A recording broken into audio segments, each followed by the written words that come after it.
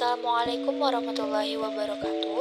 Perkenalkan, nama saya Kuntum Naisha Umaira dengan NIM 22160500062, berasal dari Prodi Perbankan Syariah B.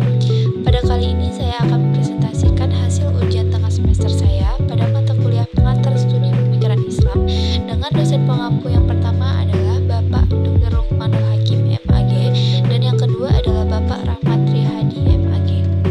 Saya akan membawakan materi yang berjudul Akidah Islam Pokok dan Cabang. Yang pertama adalah pengertian akidah.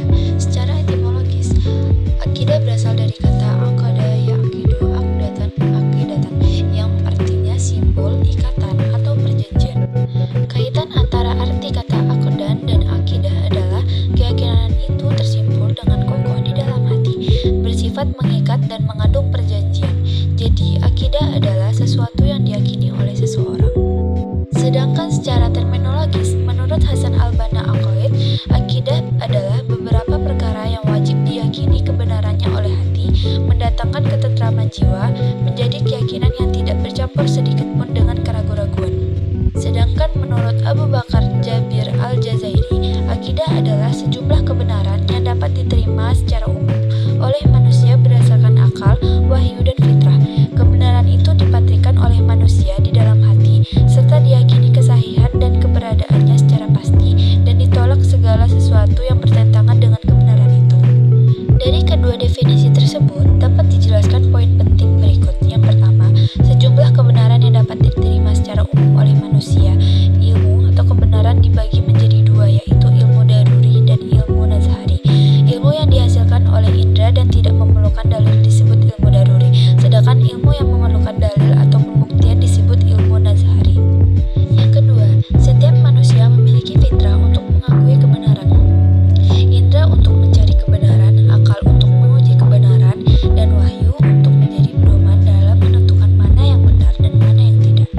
Yang ketiga, keyakinan tidak boleh bercampur sedikit pun dengan keraguan. Dan yang keempat, akidah harus mendatangkan ketentraman jiwa.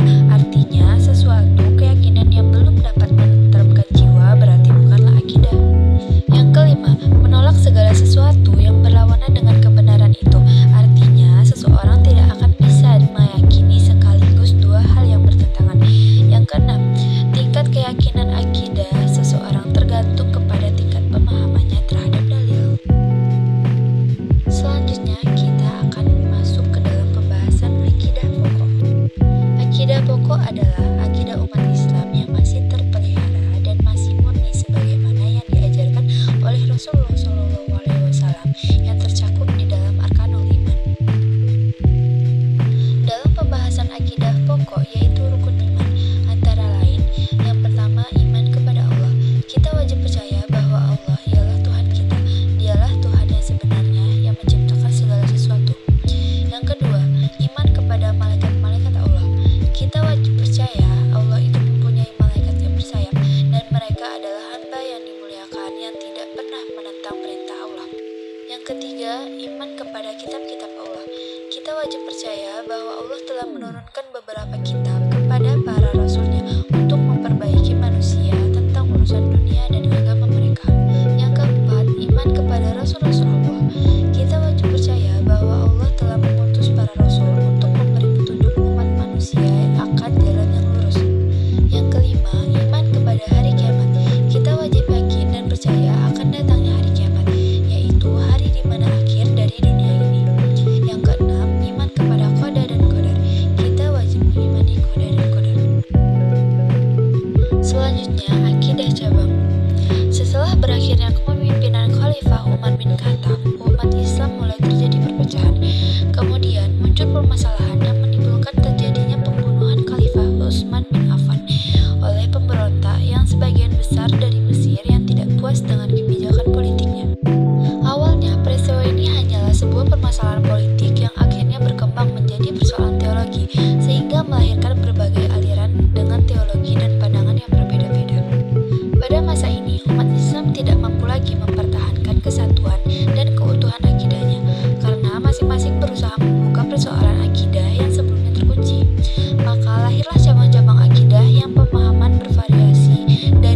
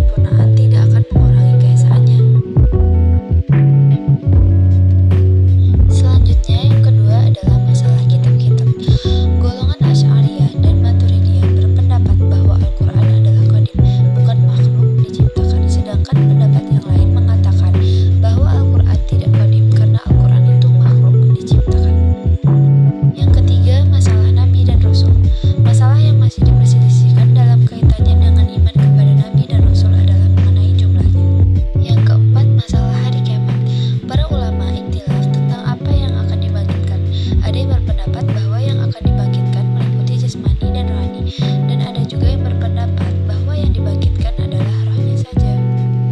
Yang keenam, masalah takdir. Terdapat perbedaan dalam memahami dan mempraktikkan ketentuan Allah, yaitu yang pertama, kaum Qadariyah berpendapat bahwa segala perbuatan manusia baik maupun buruk semuanya ditentukan oleh manusia itu sendiri. Allah tidak mempunyai sangkut pautnya dalam hal ini karena Allah telah menyerahkan kodratnya kepada manusia. Yang kedua, kaum Jabariyah mempunyai i'tiqad yang bertolak belakang dengan i'tiqad kaum Qadariyah. Jabariyah berpendapat bahwa manusia tidak punya daya apa-apa karena segalanya telah ditentukan oleh Allah. Pendapat Jabariyah ini dianggap menyimpang oleh golongan Ahlussunnah wal Jamaah. Sekian dari saya, mohon maaf bila ada